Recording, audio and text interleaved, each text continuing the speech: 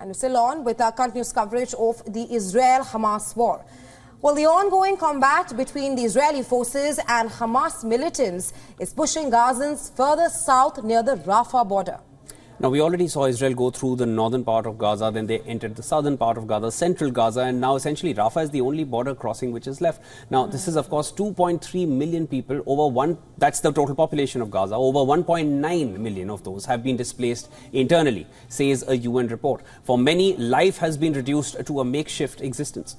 Well, this means an overwhelming number of people, and they are now crammed into smaller spaces in the south of the Gaza Strip. The latest exodus has been triggered by fighting centered in central and southern Gaza, especially in Khan Yunis. Israel describes this as an essential stage of its mission to eliminate Hamas. At least 35 were killed in central Gaza on Sunday itself. The death toll overall is nearing 22,000 people. Many people are now fleeing for the third or fourth time. Earlier, Israel had ordered evacuation in northern Gaza as well. War is very difficult. I see people upset and it's hard for them. I struggle a lot in the war. There's hardly any food and it's challenging to find supplies. I'm already suffering from a thyroid condition, and with the smoke, it's difficult for me to breathe. Yeah, you said Well, rows of tents have been set up near the border with Egypt. Many Gazans are now spending the extreme winter under plastic sheets on the open ground, while the death toll has climbed to 21,800 since the war started. And all this as the risk of hunger and disease continues to loom over Gaza. I wish the war would stop, and I wish the world would intervene to end the war so I can return home. It's been a month or two.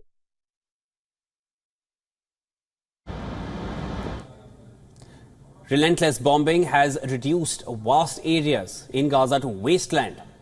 Displaced Gazans are facing shortage of essentials. Many gathered for meals prepared by a food kitchen in Rafah as aid trucks entered the strip from Egypt on Sunday. But the UN says aid amounting to only 10% of the food requirement of Gazans has entered the region in the last 70 days. Well, the situation is extremely grim, Shivin. The United Nations as well as the international aid groups have warned of a famine-like situation in Gaza. The Hamas-run government warns of starvation and dehydration of more than 1.9 million people. And they all lack proper accommodation, food, water, medicine and safety. Ever since the week-long truce collapsed in November between Israel and Hamas, there has been no respite for the civilians in Gaza. Efforts by Qatar and Egypt have not produced any substantial results so far. The resurgence of another ceasefire has not happened yet. Egypt hosted leaders of Hamas and Islamic Jihad last week, but says it is still awaiting responses from both sides to a peace plan.